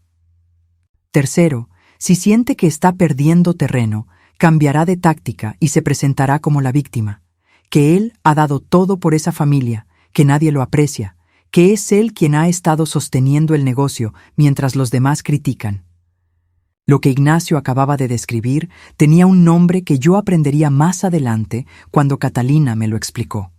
Un nombre técnico que los especialistas en psicología dan a esa secuencia de negación, ataque y victimización. Pero Rebeca y yo no necesitábamos el nombre técnico para reconocer el patrón, porque en las semanas que siguieron, eso fue exactamente lo que pasó, con una precisión que habría sido casi admirable si no hubiera sido tan dolorosa de presenciar. Déjenme contarles cómo transcurrió. El primer paso legal, la revocación del documento de representación, se completó 4 días después de la reunión en el patio cultural. Rebeca fue con Catalina a las oficinas de un tabelión en la calle Insurgentes y firmó el documento de revocación con la claridad y la firmeza de quien ya sabe lo que quiere. Catalina me llamó cuando salieron. No dijo mucho, solo dijo, «Ya está hecho, abuela», y en su voz había un alivio que yo sentí hasta los huesos. Octavio se enteró ese mismo día, no por Rebeca, que todavía no le había dicho nada directamente, porque la abogada Garduño había recomendado no hacer comunicaciones informales hasta que los documentos legales estuvieran firmados y registrados. Se enteró porque el tabelión del que él también era cliente casual se lo mencionó casualmente esa tarde, sin saber que estaba encendiendo una mecha. Esa noche, Rebeca me llamó. No estaba llorando. Estaba hablando con calma, pero la calma de quien ha tomado una decisión y está manteniéndola aunque cueste. Me dijo que Octavio había llegado a la casa de la calle Hospicio con la expresión de quien ha recibido una noticia que no esperaba, y que la primera palabra que le dijo fue, «¿Qué hiciste?». No fue una pregunta, fue una acusación. Le había dicho que necesitaba recuperar la representación de su propio negocio, que era algo que debería haber hecho mucho antes, que no tenía nada más que explicar al respecto. Octavio había pasado por las 3 fases que Ignacio había descrito con una velocidad que me hizo pensar que las había practicado, aunque probablemente nunca lo hubiera hecho de manera consciente. La negación llegó primero, que él nunca había actuado sin su autorización, que todo lo había hecho para ayudarla, que tenía mensajes, correos, pruebas de que Rebeca había estado de acuerdo con cada decisión. El ataque llegó segundo, que alguien la había convencido de hacer esto, que quién había estado hablando con ella, que su madre siempre había querido meterle las manos en el matrimonio, que Catalina era demasiado joven para entender la complejidad de un negocio adulto. La victimización llegó tercera, que después de todo lo que él había hecho por esa familia, que después de los años dedicados a sostener la galería cuando ella estaba agotada, que cómo podía tratarlo así, que qué decía eso de ella como persona. Rebeca me contó todo eso con una voz que se mantenía firme, aunque yo podía escuchar el esfuerzo que le costaba mantenerla así. «¿Cómo estás?», le pregunté. «Asustada», me dijo con honestidad. «Pero no me arrepiento de nada». Quiero pausar aquí, porque lo que Rebeca acaba de decir es exactamente lo que necesito que se lleven de esta parte de la historia. Asustada, pero sin arrepentirse. Eso es lo que se siente cuando uno hace lo correcto en una situación difícil. No se siente alivio inmediato ni victoria. Se siente miedo y certeza al mismo tiempo, y esa combinación es una de las más difíciles de sostener que existen. Las personas que han pasado por algo así saben exactamente de qué hablo. Escríbanmelo en los comentarios. ¿Desde dónde están viendo? ¿Qué hora es allá? ¿Alguna vez hicieron algo difícil que era lo correcto y sintieron eso, miedo y certeza al mismo tiempo? Den el like si esta historia les está mostrando algo verdadero. Suscríbanse para no perderse el final, porque esta historia todavía tiene el momento más poderoso de todos esperándoles. Los días siguientes fueron una mezcla de movimientos legales lentos y momentos emocionales intensos que no venían anunciados. La auditoría interna de la galería comenzó 10 días después de la revocación, con el apoyo de una contadora adulta que la abogada Garduño recomendó. El proceso de revisar cada recibo, cada registro, cada transacción del último año y medio tomó casi 3 semanas. Lo que encontraron confirmó lo que los documentos del armario ya sugerían. Había un patrón de ingresos de ventas que no correspondía con los registros formales del sistema. No era un monto extraordinario. Era un monto que podía haberse justificado de muchas maneras distintas ante quien no mirara con atención. Pero la contadora miraba con atención y los registros hablaban con precisión. Octavio no se quedó quieto durante ese tiempo. Habló con miembros de la familia, con conocidos, con personas de la comunidad artística de San Miguel que conocían la galería desde sus inicios. El relato que contaba era consistente, que Rebeca estaba siendo manipulada por su madre, que había personas interesadas en apropiarse del negocio que él había ayudado a sostener, que la situación era el resultado de un malentendido familiar que se había salido de control. Algunas personas le creyeron. Eso dolió. No voy a fingir que no dolió. Hay conocidos de Rebeca, personas que habían ido a las inauguraciones durante años, que dejaron de llamarla. Hay una prima mía que me llamó para decirme que me estaba metiendo en lo que no me importaba. Hay un vecino de la calle Hospicio que durante semanas saludó a Octavio con más calidez de la que me daba a mí cuando nos cruzábamos en la calle. Esas cosas pasan. Es parte del proceso. Cuando alguien que ha construido una imagen pública sólida empieza a sentir que esa imagen está siendo cuestionada, utiliza todos los recursos que tiene disponibles para defenderla, incluyendo la opinión de los demás. Lo que Octavio no contaba era que Teresa Valadez también tenía voz, y que cuando la abogada Garduño le pidió a Teresa un testimonio escrito sobre sus experiencias con la galería en el último año y medio, Teresa lo dio con la precisión y el detalle de alguien que ha estado observando sin saber todavía que lo que observaba iba a importar. Describió las respuestas a sus correos firmadas por Octavio cuando ella había escrito a la dirección de correo de Rebeca.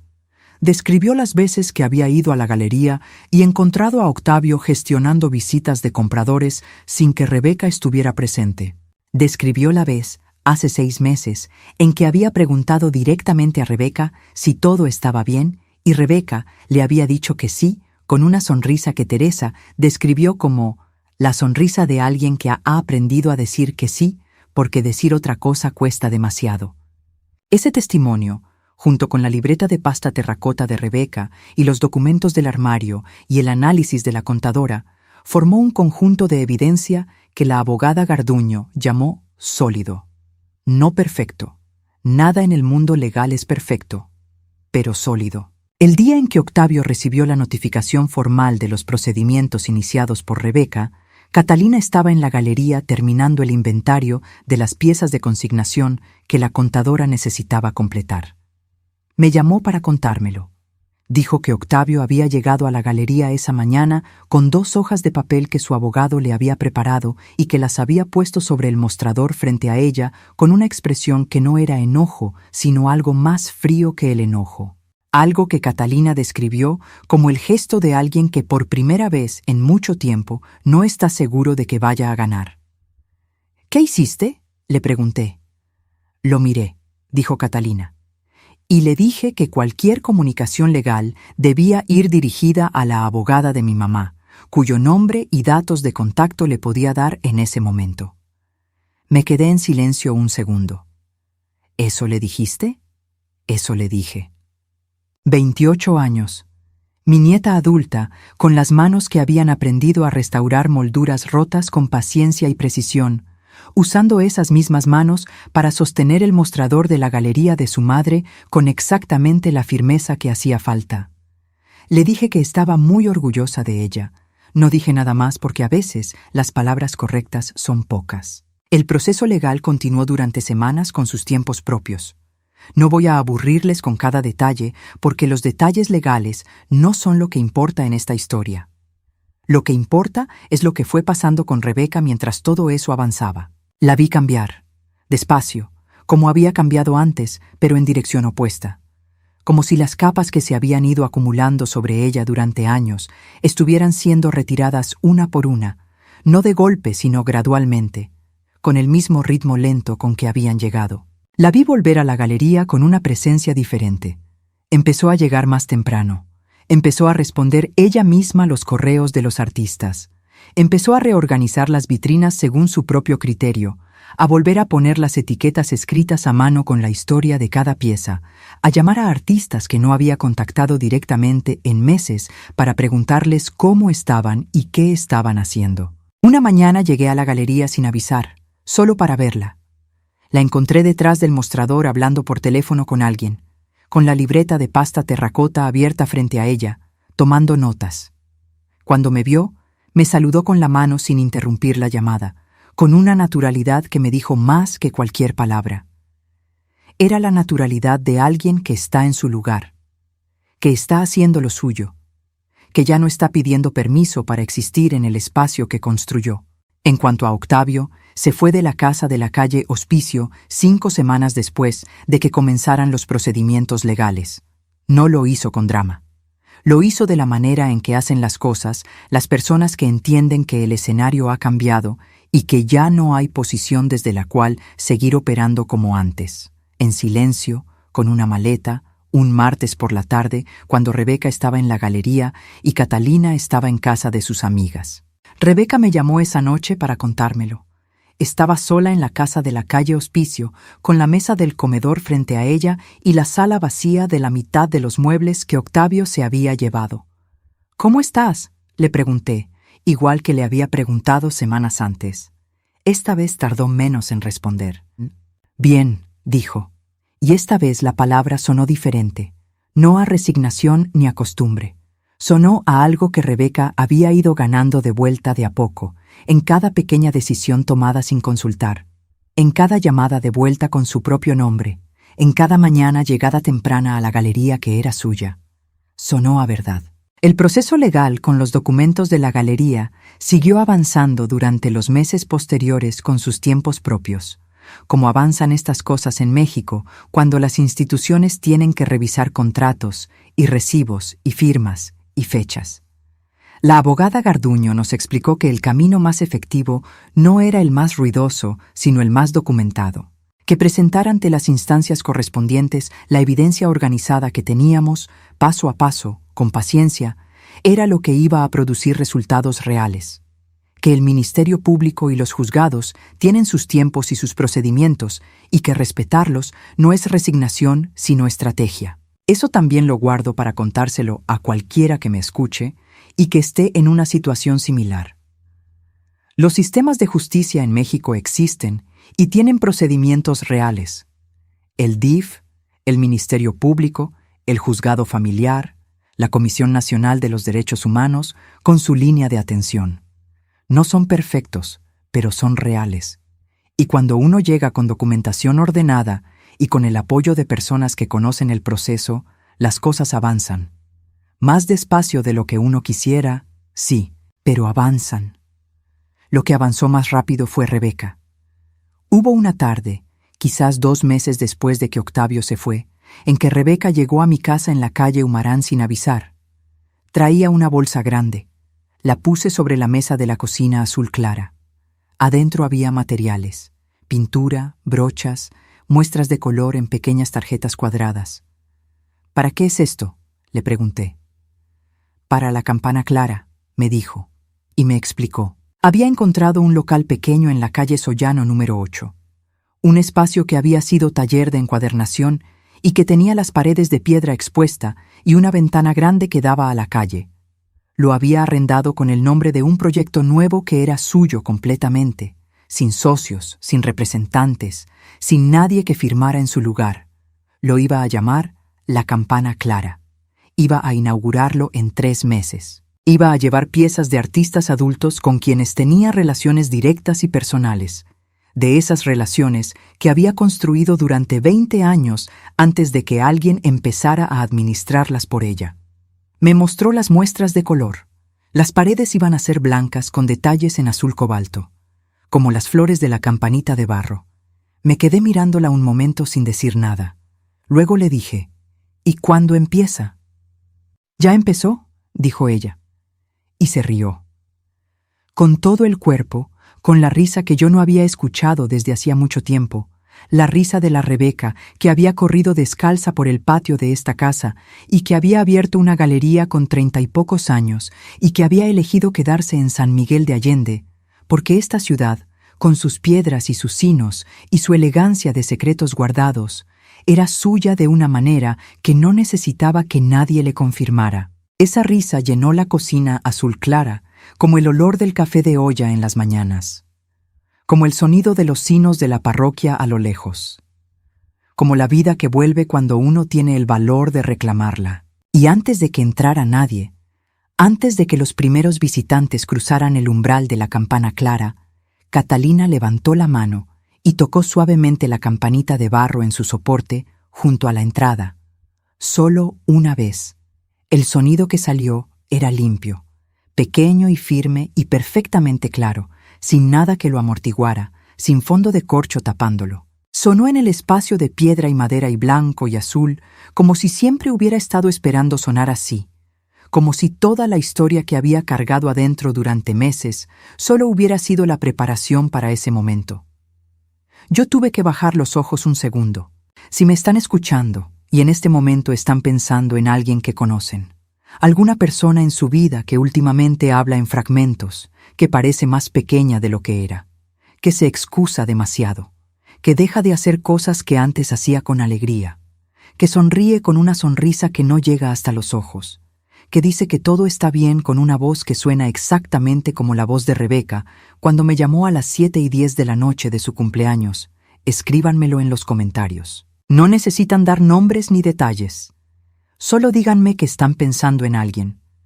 Porque a veces, nombrar que existe esa preocupación, aunque sea en un comentario anónimo en un video de internet, es el primer pequeño movimiento hacia hacer algo al respecto. Y si me están escuchando porque son ustedes mismos los que están en esa situación, si son ustedes los que sienten que su voz se ha ido amortiguando poco a poco, que el espacio donde pueden ser quienes son se ha ido achicando, que las decisiones sobre su propia vida pasan ahora por una aprobación que antes no necesitaban, quiero que sepan que lo que sienten es real, que no están exagerando, que la sensación de reducción que describen no es una percepción equivocada, sino una observación precisa, y que existen personas e instituciones que pueden ayudarles.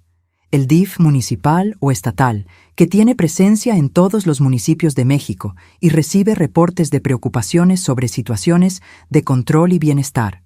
el Ministerio Público o la Fiscalía de su estado, donde pueden presentar una denuncia si hay irregularidades legales. La Comisión Nacional de los Derechos Humanos, con su línea de atención gratuita al número 807-15-2000. No necesitan tener todo claro antes de llamar. No necesitan tener las pruebas perfectas. Necesitan tener una preocupación fundada y la disposición de dar el primer paso.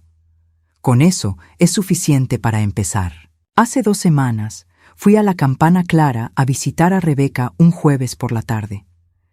Era un día nublado de octubre, el tipo de día en que San Miguel huele a piedra mojada y a leña encendida en las chimeneas de las casas antiguas, y el cielo tiene un color gris que no es triste sino pensativo. Entré por la puerta de la calle Sollano, y lo primero que vi, como siempre, fue la campanita de barro en su soporte junto a la entrada, con sus flores azul cobalto y su rayita fina cerca de la base. La toqué con la punta del dedo, despacio, como la toco siempre que entro. El sonido fue limpio, pequeño y firme. Rebeca estaba en el fondo del espacio hablando con una artesana adulta de cerámica de San Juan del Río que había traído muestras de trabajo nuevo.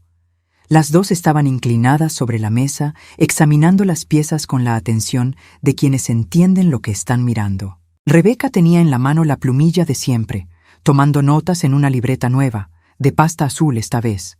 Y cuando le llegó el sonido de la campana, levantó los ojos hacia mí con una sonrisa que reconocí de inmediato, porque era la misma que tenía cuando tenía 30 y pocos años y abría la galería de la calle Recreo por primera vez, y el mundo estaba lleno de posibilidades que todavía no habían sido reducidas por nadie. Me senté en el banco de la entrada. Catalina llegó 20 minutos después con 2 tazas de café de un local adulto de la calle y se sentó a mi lado.